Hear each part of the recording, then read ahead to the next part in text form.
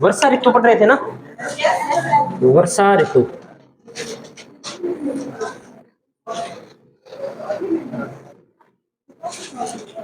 इससे पहले हमने पढ़ ली ग्रीष्म ऋतु।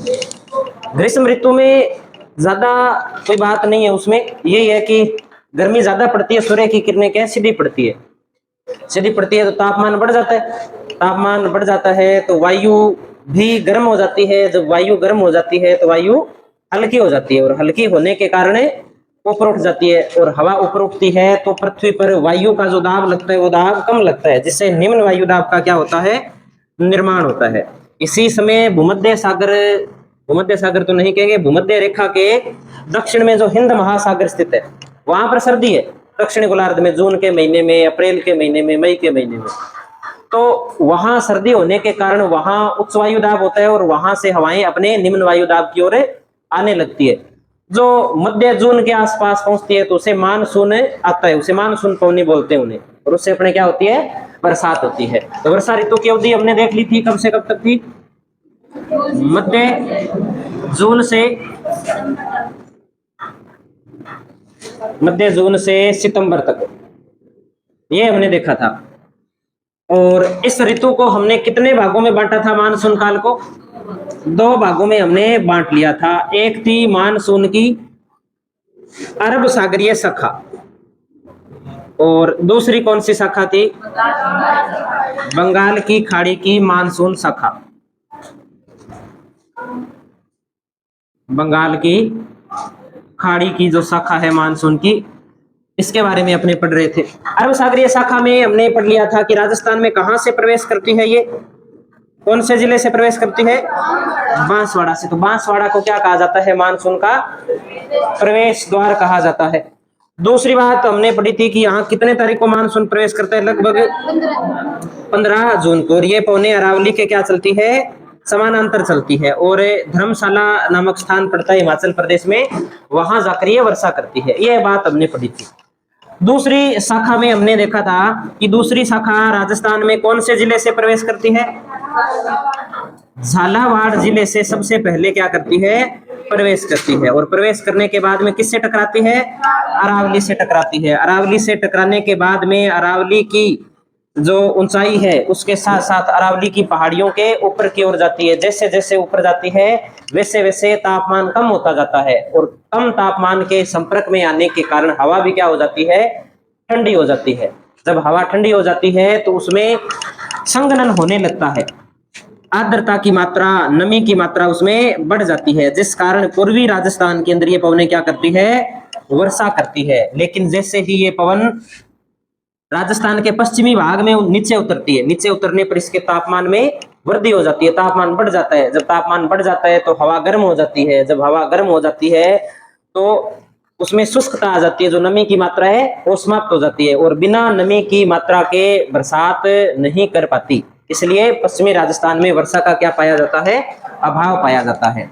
और जब ऐसी स्थिति बने कि एक भाग में तो क्या है, वर्षा ज्यादा हो रही है, और किसी स्थान के दूसरी साइड के अंदर किसी पहाड़ी के बरसात कम हो रही है, तो जहां पर बरसात कम होती है वह कहलाता है वृष्टि छाया प्रदेश। हमने इसमें कल लास्ट लिखा क्या था, बंगाल की खाड़ी, एक मिनट मेरे को दो,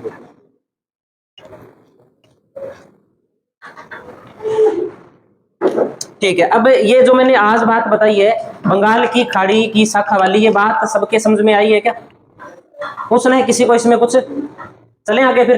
तो इसमें कुछ जो अब हमने देखा ये बात इसके अंदर लिखनी है, ठीक है। तो इसमें ये लिख लिया क्या, ये शाखा कहां से प्रवेश करती है ना, अपने राजस्थान में कहां से प्रवेश करती है, झालावाड़ से प्रवेश करती है। नहीं लिखा तो लिख सकते हैं कि बंगाल की खाड़ी जो शाखा है वो झालावाड़ से प्रवेश करती है। आगे लिख लेते हैं इसमें अपने बंगाल की खाड़ी शाखा में, कल जहां पर हमने बंद किया था, लिखिए बंगाल की खाड़ी मानसूनी शाखा, बंगाल की खाड़ी मानसूनी शाखा झालावाड़ से प्रवेश करने के पश्चात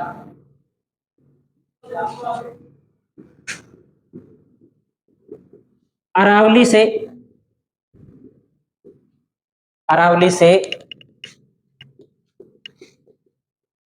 टकराती है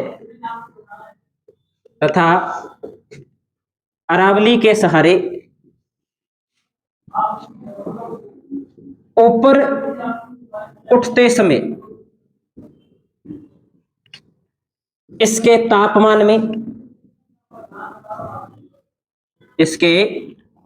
में वृद्धि, तापमान में कमी होती है, तापमान में कमी होती है तथा नमी की मात्रा बढ़ जाती है, या हम ऐसे कह सकते हैं कि इसमें आर्द्रता बढ़ जाती है, जिस कारण यह संघनित होकर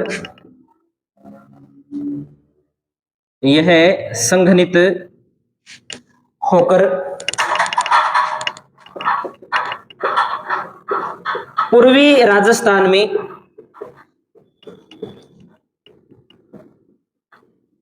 अच्छी वर्षा प्रदान करती है, पूर्वी राजस्थान में अच्छी वर्षा प्रदान करती है।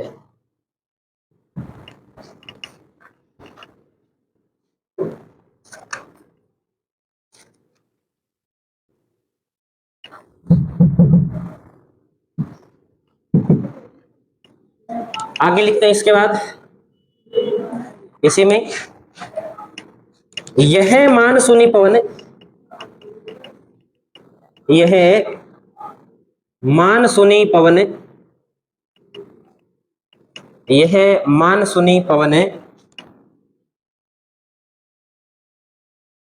अरावली को पार कर नीचे उतरते समय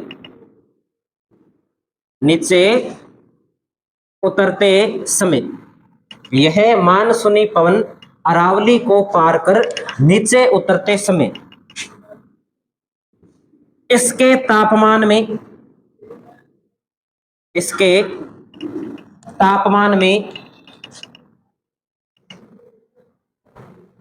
वृद्धि हो जाती है तथा नमी को खो देने के कारण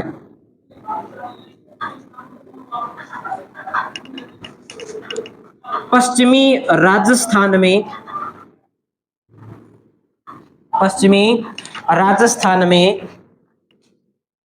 वर्षा करने में असमर्थ रहती है तथा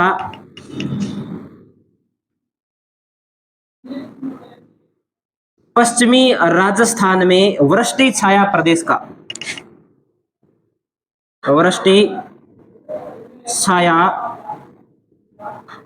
प्रदेश का निर्माण करती है।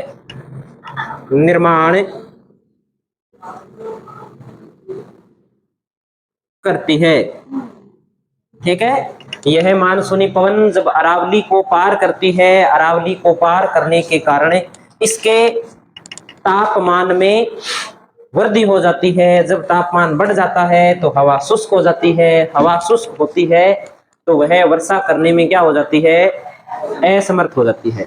और जिस किसी स्थलाकृति के एक और अधिक वर्षा हो और दूसरी ओर कम वर्षा हो, तो जहां कम वर्षा होती है उसे वृष्टि छाया प्रदेश के नाम से जाना जाता है। ये इतनी बात हमें इसमें ध्यान में रखनी है। अब कुछ फैक्ट हैं इसमें, वो हम नोट कर लेते हैं। ये बात समझ में आनी जरूरी है, जो अभी हमने लिखी है ना, ये बात समझ में आ गई क्या सभी के? ठीक है। अब ऐसे है कि आज महाराणा प्रताप का जन्मदिन है, पता है क्या आपको? तो उसे हम याद कर सकते हैं कि 9 मई 1540 को हुआ था। इसे याद नहीं किया जा सकता, इसे समझना पड़ेगा। इसलिए बार बार पूछ रहा हूं, अगर कोई सीधी तारीख लिखानी होती तो लिखा देते, याद करनी है, ये याद नहीं करना है, इसे समझना है ना? समझ में आ गई सभी की ये बात? रिपीट करनी है या दोबारा नहीं करनी? दोबारा आगे चलते हैं, फिर लिखो। इसके बाद लिखिए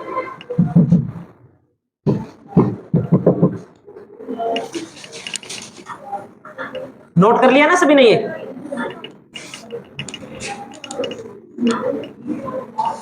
देखो आगे लिखिए इसके बाद आप बंगाल की खाड़ी से, बंगाल की खाड़ी से राजस्थान में सर्वाधिक वर्षा प्राप्त करने वाला जिला झालावाड़। कौन सा जिला है? झालावाड़। अगर हमसे पूछे कि बंगाल की खाड़ी से राजस्थान के कौन से जिले में सबसे ज्यादा बरसात होती है, तब उत्तर क्या होगा? झालावाड़ इसका उत्तर होगा। दूसरी बात तो हम और नोट करें कि राजस्थान में सर्वाधिक आर्द्रता वाला स्थान, राजस्थान में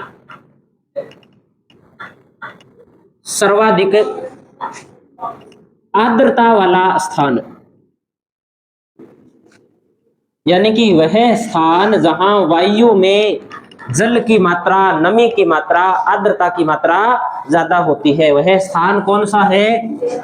तो माउंट आबू। कौन से जिले में? सिरोही जिले के अंदर। अगर हमसे पूछे कि राजस्थान का सबसे शुष्क स्थान, तो फलोदी। राजस्थान का सबसे शुष्क स्थान कौन सा है? तो लिखेंगे राजस्थान में सर्वाधिक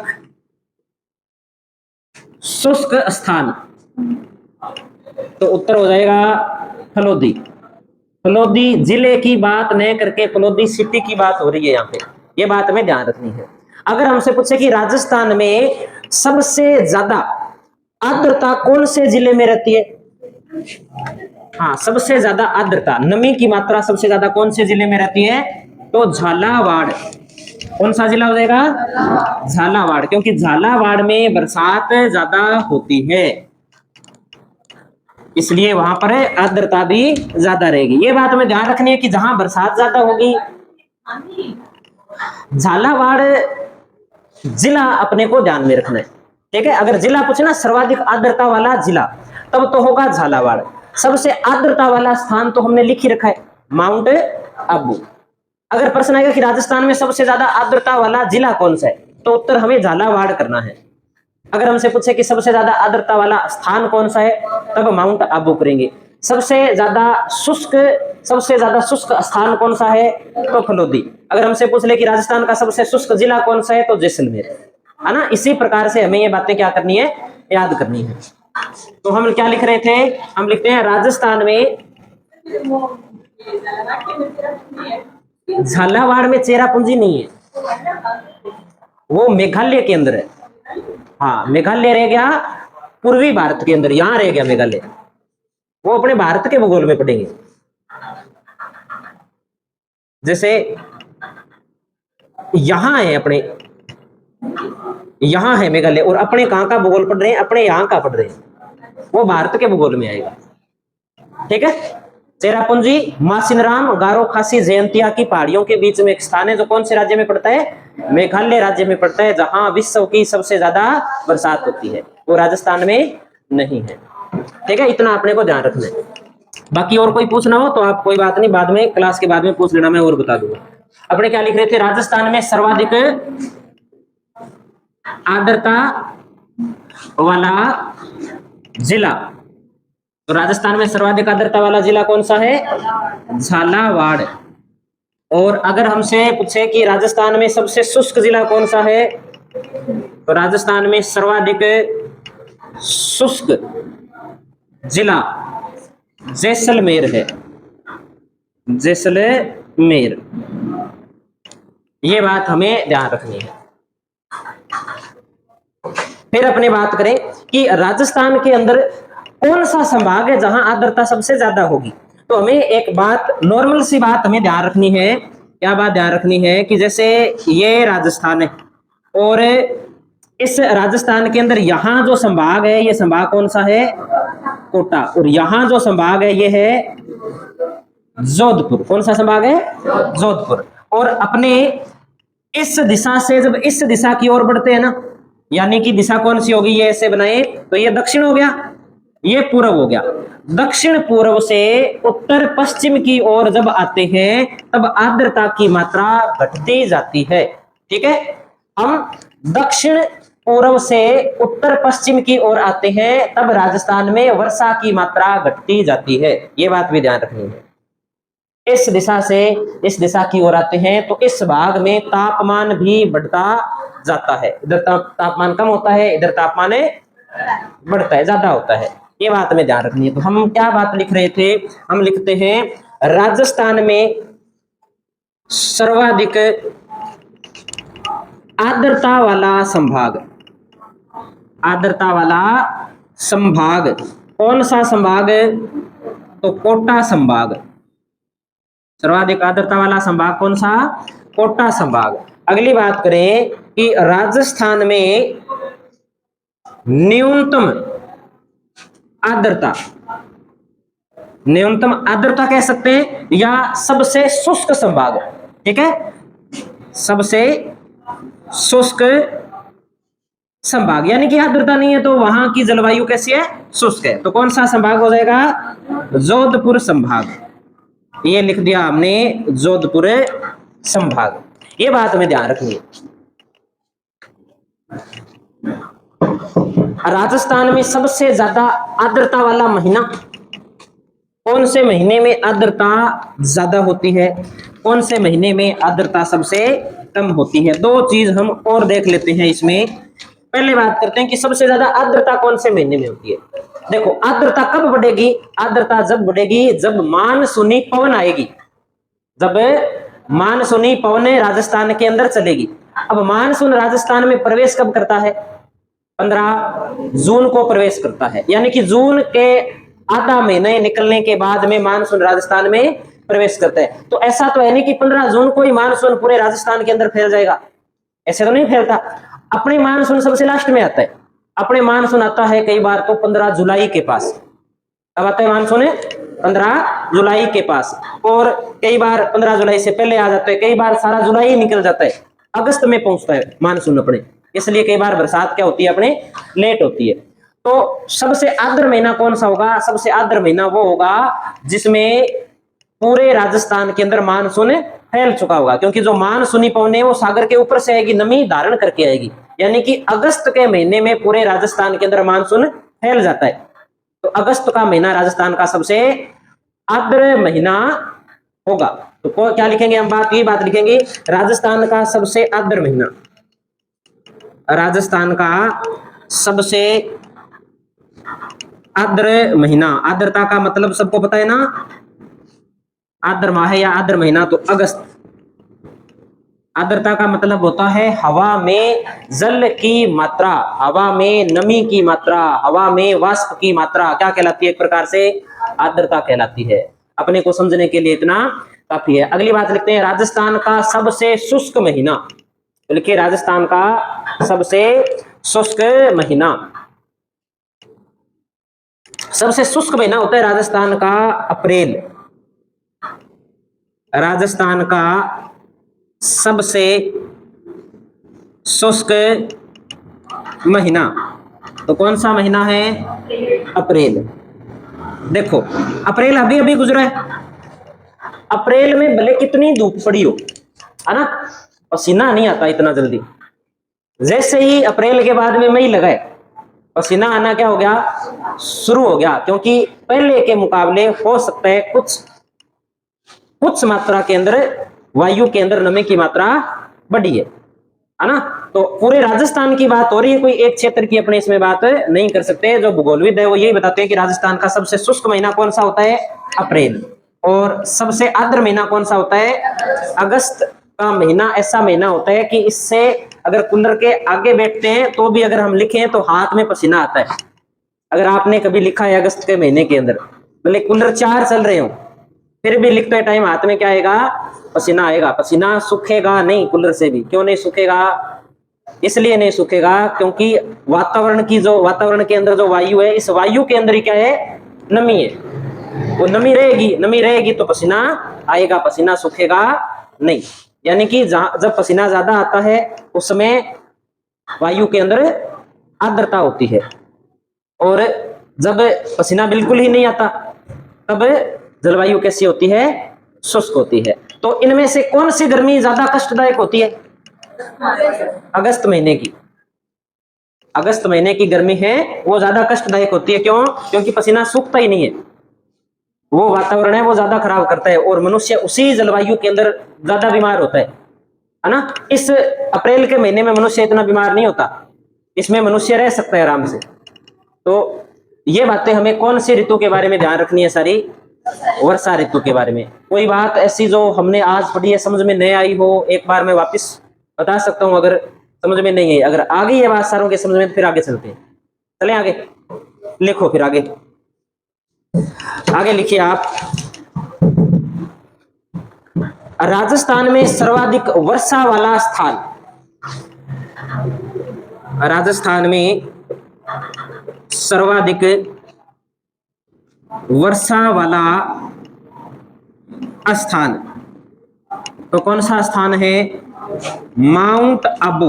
और माउंट आबू के अंदर 48 दिन तक वर्षा के दिन रहते हैं। औसत जो वर्षा के दिन है माउंट आबू के अंदर कितने हैं?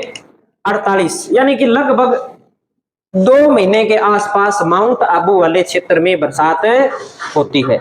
दूसरी बात हम नोट करते हैं कि न्यूनतम वर्षा वाला स्थान तब नाम आता है सम, और सम कहां पड़ता है?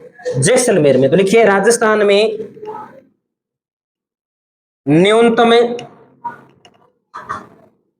वर्षा वाला स्थान तो सम, और सम है जैसलमेर में। यहां वर्षा के दिन कितने हैं? तो अधिकतम 5 दिन होते हैं। अधिकतम कितने दिन होते हैं? 5 होते हैं, कई बार 2 होते हैं, कई बार 1 होता है, लेकिन 5 दिन से ज्यादा इस क्षेत्र में कभी भी बरसात नहीं हो पाती। कौन सा क्षेत्र है? सम क्षेत्र। आगे बात करते हैं इसके बाद। अब अगर अपने से ऐसे पूछ लेना कि सम के अंदर बरसात या वर्षा के दिन कितने हैं, तो अगर ऐसा लिखा है 5 दिन, 0 से 5 दिन, तो हम 0 से 5 दिन करेंगे, ध्यान रखना 0 से 5 दिन। अगर सीधा लिखा है 0, 15, 10, 20 तो 0 करेंगे। उसके अंदर जो सबसे छोटी रकम होगी ना वो हम करके आएंगे, ये ध्यान रखना। सबसे कम वर्षा यहीं पर होती है, कई बार बरसात होती नहीं है। तो आप ऐसे भी ले सकते हो, 0 से 5 दिन लिखोगे तो भी सही है।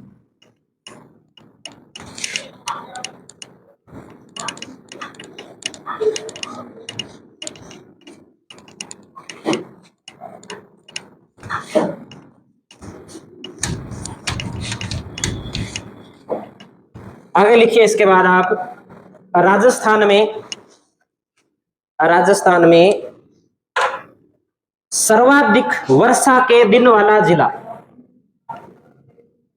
राजस्थान में सर्वाधिक वर्षा के दिन वाला जिला। राजस्थान में सर्वाधिक वर्षा के दिन वाला जिला, तब हमें ध्यान रखना है कि इसका उत्तर होगा बांसवाड़ा। उत्तर क्या होगा? बांसवाड़ा। बांसवाड़ा कैसे होगा? बांसवाड़ा इसलिए होगा क्योंकि बांसवाड़ा में सबसे पहले क्या आता है? मानसून आता है। कितनी तारीख को आता है? 15 जून, 14-15 जून के आसपास मानसून प्रवेश करता है। तो राजस्थान में सर्वाधिक वर्षा के दिन वाला जिला बांसवाड़ा। लगभग 40 से 45 दिन। कितने दिन होते हैं? 40 से 45 दिन होते हैं। इनमें भी क्या है, हर साल एक जैसी स्थिति नहीं रहती, इनमें भी आंकड़े क्या बदल जाते हैं। कई बार झालावाड़ पहले आ जाता है, लेकिन अब जो अपनी किताबें चल रही है उसमें बांसवाड़ा पहले है, तो हम बांसवाड़ा ही लिखेंगे। फिर हम दूसरी बात लिखते हैं कि राजस्थान में न्यूनतम वर्षा के दिन वाला जिला, तो कौन सा जिला हो जाएगा? जैसलमेर। तो लिख दीजिए, राजस्थान में न्यूनतम वर्षा के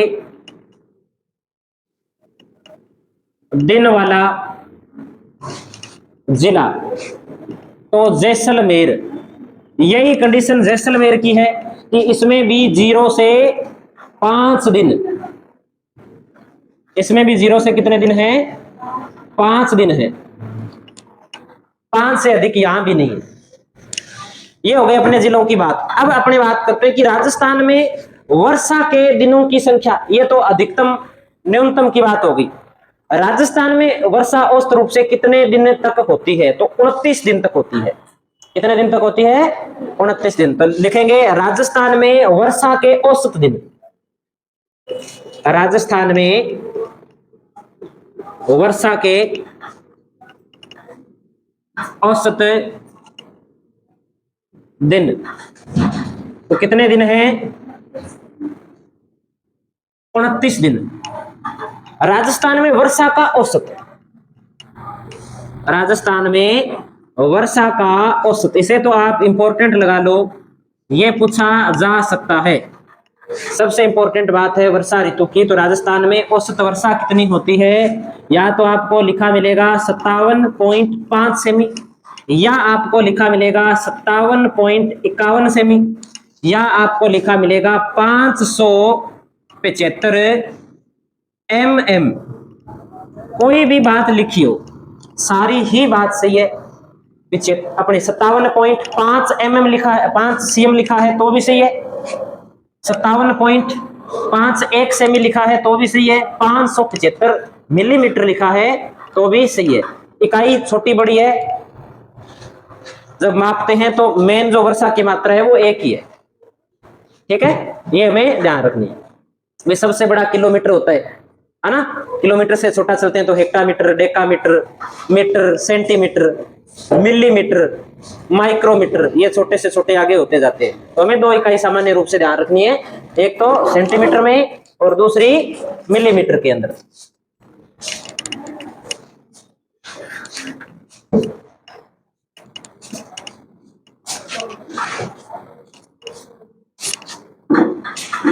आगे लिखते हैं इसके बाद,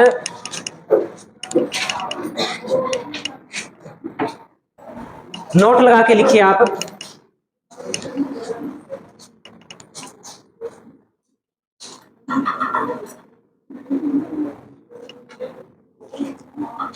इससे कर लेते,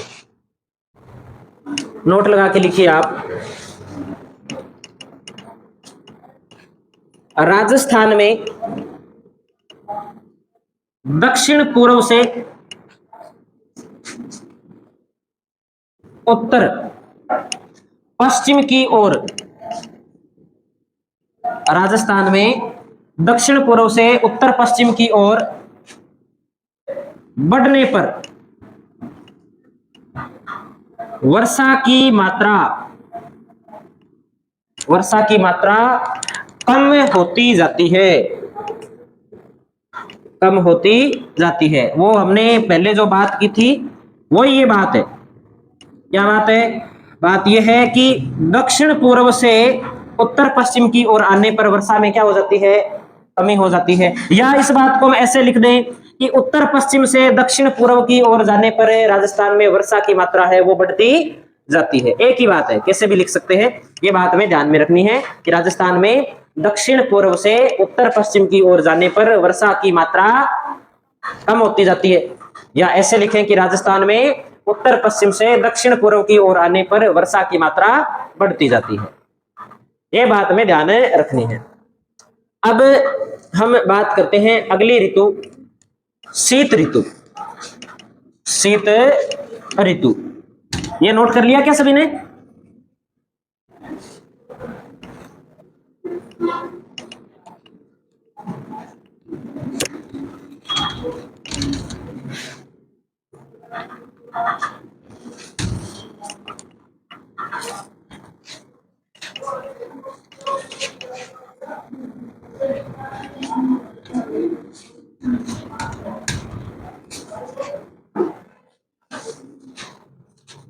अगली ऋतु पढ़ते हैं हम, शीत ऋतु। और शीत ऋतु को कितने भागों में बांटा गया है?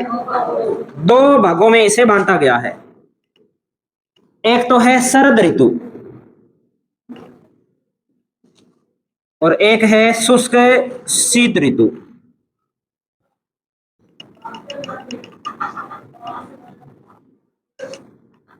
शुष्क शीत ऋतु। सबसे पहले बात करें, हम हेडिंग लगाते हैं शरद ऋतु।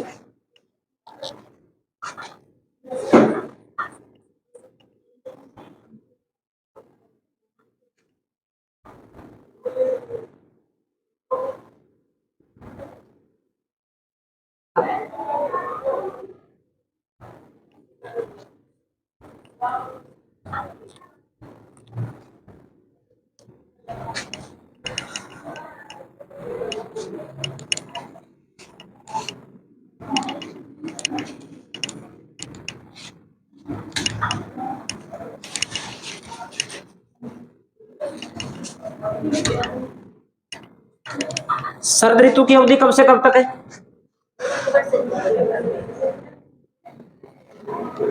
शरद ऋतु की अवधि है अक्टूबर से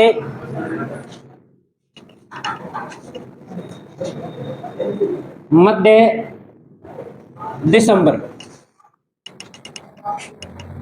फिर लिखते हैं हम उपनाम। शरद ऋतु के उपनाम क्या है? शरद ऋतु का उपनाम मिलता है मीठी सर्दी। मीठी सर्दी। दूसरा उपनाम हमें ध्यान रखना है मानसून। लौटने की अवधि। मानसून लौटने की अवधि। मानसून का प्रत्यावर्तन काल। मानसून का प्रत्यावर्तन काल। ये तीन नाम हम इसके ध्यान में रखेंगे। सबसे पहला है मीठी सर्दी। मीठी सर्दी क्यों कहते हैं?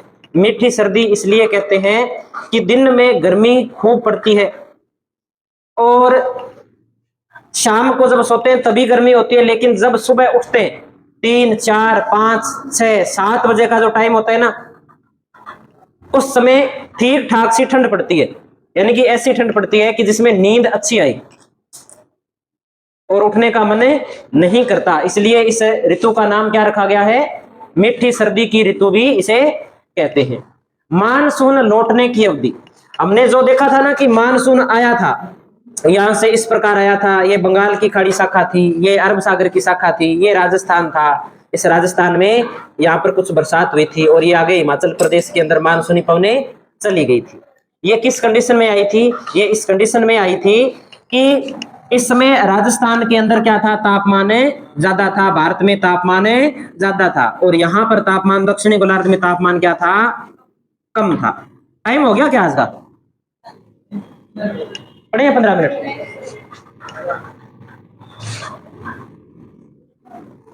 देखो, इसलिए इस कम तापमान था, वहां पर वायु दाब क्या था?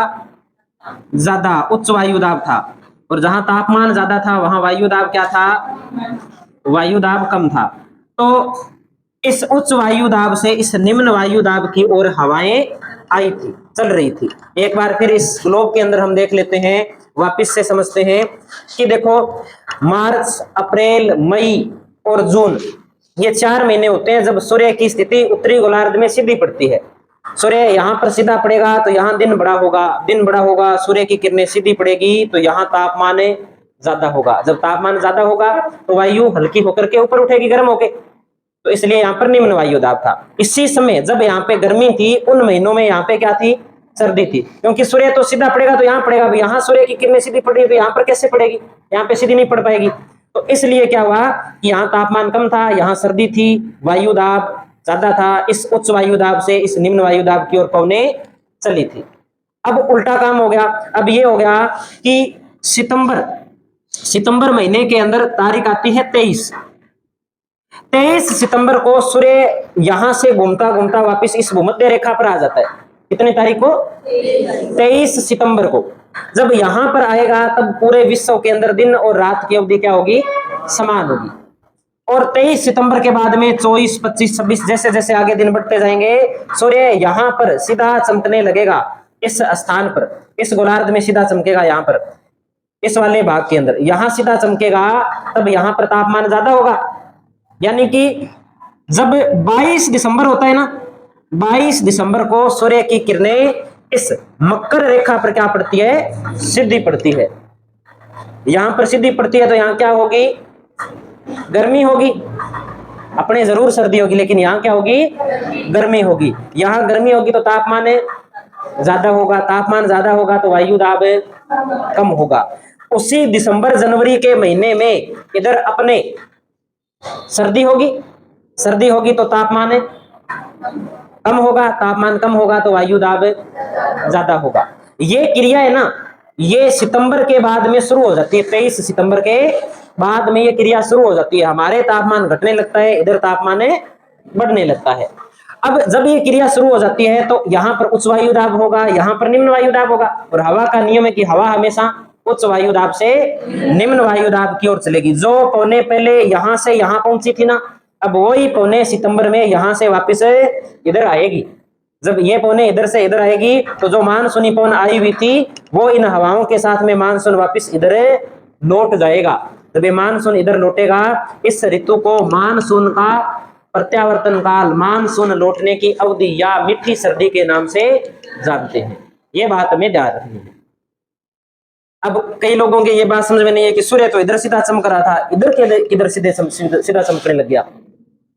ये समस्या किस किस के है अभी, कि सूर्य इधर सीधा चमकेगा या इधर सीधा चमकेगा। पृथ्वी तो ऐसे है ना। किसके ये बात समझ में नहीं आई कि सूर्य इधर भी सीधा चमक सकता है, सूर्य इधर भी सीधा चमक सकता है। सारों की समझ में आई हुई है। विद्वान आदमी, मेरे तो समझ में नहीं आई थी पहले, 4-5 साल तक की समझ में नहीं आई थी ये कहानी। आप लोगों के बिना बताए कैसे समझ में आ गई? जो बाद में आए हैं बच्चे, कई तो मान लो ठीक है कई दिनों से आ रहे हैं, जो अभी आए हैं उनके कैसे समझ में आ गई ये बात? मैं उनसे पूछना चाहता हूँ कि ये कैसे होता है, बताओ मेरे को, है ना। इसका मतलब ये है कि आप पूछते नहीं हो, या तो आपको पूरा पता है या आप पूछते नहीं हो, हिम्मत नहीं है पूछने की। बताओ, नहीं तो मैं एक एक से पूछूंगा, बताओ ये कैसे हुआ। प्रश्न पूछने से कभी मना किया है क्या आपको? कभी मना नहीं किया। बिना मतलब का डाटा है क्या किसी को? नहीं डाटा। कब मैं उसी समय बोलता हूँ, और किसी एक बच्चे को तो मैं बोलता ही नहीं, मैं तो सारों को बोलता हूँ। अब कोई अपने ऊपर ले तो ले भले कि मेरे को बोला हो, मैं किसी को नहीं बोलता, मैं तो ऐसे बोल देता हूँ। आप शोर करते हो तब बोलता हूँ, अन्यथा मैं कभी कुछ नहीं बोलता किसी को, आज तक ही नहीं बोला मैंने। आपको पूछना चाहिए कि ये बात कैसे सही होगी, हमारे तो ये समझ में नहीं आई। अगर ये बात समझ में नहीं आई तो फिर जलवायु पढ़ा क्या नहीं पढ़ा, कोई मतलब नहीं है उस बात का। बताऊं क्या? तो ये बात पूछनी चाहिए थी ना उस समय। चलो देख लो वापिस, मैं बता देता हूं कि ऐसा क्यों होता है। हमें पृथ्वी के संदर्भ में 4 बातें पता होनी चाहिए। पृथ्वी के संदर्भ में कितनी बातें पता होनी चाहिए? 4 बातें पता होनी चाहिए। ये पृथ्वी नहीं है, ध्यान रखना, ठीक है। ये सूर्य है। ये क्या है? ये सूर्य है। सूर्य घूमता है क्या? हो सकता होगा सूर्य घूमता हो। सूर्य घूमता है, ऐसी बात नहीं है, सूर्य घूमता है। लेकिन जब सूर्य घूमता है ना तो उसके चारों ओर का जो सौर मंडल है वो उसके साथ साथ घूमता है, तो उसके घूमने न घूमने से कोई फर्क नहीं पड़ता। अपने जो घूमते हैं उसका पूरा पूरा फर्क हम पे पड़ता है। अब सूर्य यहां से यहां चला जाएगा तो ये चक्कर भी उसके साथ वहां चला जाएगा, उसमें कोई फर्क नहीं पड़ेगा। अब देखो 4 स्थिति बनानी है अपने को इस प्रकार से। एक तो यहां जब पृथ्वी होती है, एक यहां पृथ्वी होती है, एक यहां पृथ्वी होती है, एक यहां पृथ्वी होती है। देखो एक तो पृथ्वी ऐसे घूमती है, ऐसे घूमती है तो दिन रात बनते हैं। और जब पृथ्वी सूर्य के चारों ओर घूमती है तब ऋतु बनती है। और ये एक चक्कर पृथ्वी कितने समय में पूरा करती है? 365 दिन में, यानी कि 1 साल में पूरा करती है। एक में स्थिति लिख रहा हूं 21 मार्च, एक लिखते हैं अपने 21 जून, और एक लिखते हैं अपने 23 सितंबर, और एक लिखते हैं अपने 22 दिसंबर। पृथ्वी बिल्कुल ऐसे सीधी नहीं है, ध्यान रखना, पृथ्वी ऐसे सीधी नहीं है। पृथ्वी कैसे है? पृथ्वी ऐसे इस प्रकार से, इस प्रकार से क्या है पृथ्वी? झुकी हुई है, ऐसे थोड़ी सी क्या है, थोड़ा सा इसमें क्या है, झुकाव है, 23.5 डिग्री के आसपास का इसका क्या है, झुकाव है। अब देखो सबसे पहली स्थिति की बात करते हैं। मान लो ये ग्लोब भी थोड़ा सा क्या सस्ता है इसलिए सही नहीं है, बड़ा ग्लोब है उसे संभालना मुश्किल होता है इसलिए छोटा ले रखा है अपने। अब छोटा देसी है तो देसी ऐसा ही आता है, फिर भी अपने समझ लेंगे। ये यहां से एक रेखा गुजर रही है, ये रेखा है ना, ये पृथ्वी को दो भागों में बांटती है, ऊपर वाला भाग उत्तरी गोलार्ध, इससे नीचे वाला भाग दक्षिणी गोलार्ध। इस रेखा को 0 डिग्री अक्षांश रेखा, भूमध्य रेखा, विषुवत रेखा, इक्वेटर लाइन, कई नामों से अपने जानते हैं। जब पृथ्वी की स्थिति यहां होती है इस प्रकार से, तब सूर्य की जो सीधी किरणें है ना वो इस रेखा पर पड़ती है, इसलिए अब इस रेखा पर सूर्य की किरणें पड़ेगी तो जितना बड़ा दिन इधर उतना ही बड़ा दिन इधर, जितनी रात इस साइड में उतनी रात ही इस साइड में, ठीक है। इस स्थिति को बोलते हैं बसंत विषु। इसमें हमारे क्या है, बसंत ऋतु चल रही होती है, पत्ते गिर रहे होते हैं, नए पत्ते आएंगे, उसके बाद में सर्दी के अपनी गर्मी क्या होगी, शुरू होगी। अब ये पृथ्वी यहां से ऐसे घूमते घूमते जब यहां पहुंचेगी तब भारत के अंदर से एक रेखा गुजरती है, कर्क रेखा। ये कर्क रेखा के ऊपर सूर्य की किरणें बिल्कुल यहां पर क्या पड़ेगी, सीधी पड़ेगी। अब जब किरणें देखो यहां पर सीधी पड़ रही है तो यहां सीधी पड़ेगी क्या, इस वाले भाग में सीधी नहीं पड़ेगी, तो यहां क्या होगी, गर्मी होगी। यहां गर्मी होगी तो यहां क्या होगी, यहां सर्दी होगी। यहां गर्मी होगी तो यहां पर तापमान ज्यादा होगा, यहां तापमान ज्यादा होगा तो वायुदाब क्या होगा, कम होगा। जब यहाँ वायुदाब कम होगा, इस समय यहाँ तापमान कम है, यहाँ वायुदाब ज्यादा है, तो हवा हमेशा उच्च वायुदाब से निम्न वायुदाब की ओर चलती है। इसलिए इन महीनों में अपने क्या है, जून के आसपास अपने मानसून आता है, जो जून जुलाई अगस्त तक या सितंबर तक रहता है। सितंबर के अंदर ये शुरू में लौटना शुरू हो जाता है। अब पृथ्वी धीरे घूमती घूमती कहाँ आ जाएगी, यहाँ आ जाएगी। पृथ्वी का झुकाव तो ऐसे रहेगा, ऐसे रहेगा। तो अब देखो ये वापस भूमध्य रेखा क्या आ जाएगी, पृथ्वी के सामने आ जाएगी, ये वाली रेखा, ये वाली रेखा बिल्कुल सामने आएगी। तो फिर से दिन और रात की अवधि क्या हो जाएगी, समान हो जाएगी। दिन रात एक जितने, एक जितना दिन, एक जितना रात, पृथ्वी पर एक जितना सारा सिस्टम हो गया। अब फिर ये घूमती घूमती कहां पहुंचेगी, यहां पहुंचेगी। पृथ्वी का झुकाव तो इधर ही रहेगा, ऐसे थोड़ी है कि पलटी मार लेगी इधर झुक जाएगी, ऐसे ही रहेगा, ऐसे रहेगा। तो अब ये जो मकर रेखा है दक्षिणी गोलार्ध की 23.5 डिग्री दक्षिणी अक्षांश, ये रेखा क्या आ जाएगी, सूर्य के सामने आएगी। ये वाली रेखा, ये वाली रेखा सामने आएगी तो यहाँ क्या हो जाएगी, दक्षिणी गोलार्ध में गर्मी होगी, यहाँ पर सूर्य की किरणें सीधी पड़ेगी। जब इधर दिसंबर में गर्मी होगी तब हमारे क्या होगी, सर्दी। जब हमारे सर्दी है तो तापमान कम है, हमारे तापमान कम है, इसका मतलब वायु दाब है, इधर गर्मी है तो इधर तापमान है, तापमान ज्यादा है। जब तापमान ज्यादा है तो वायु दाब, अगर इधर वायु दाब कम है तो हवा उच्च वायु दाब से निम्न वायु दाब की ओर चल रही होगी कि नहीं चल रही होगी। बस इतनी ही बात समझनी है मानसून के अंदर, और कुछ नहीं है। अगर ये 5-7 बात पता है तो फिर सारा भूगोल लगभग पता चल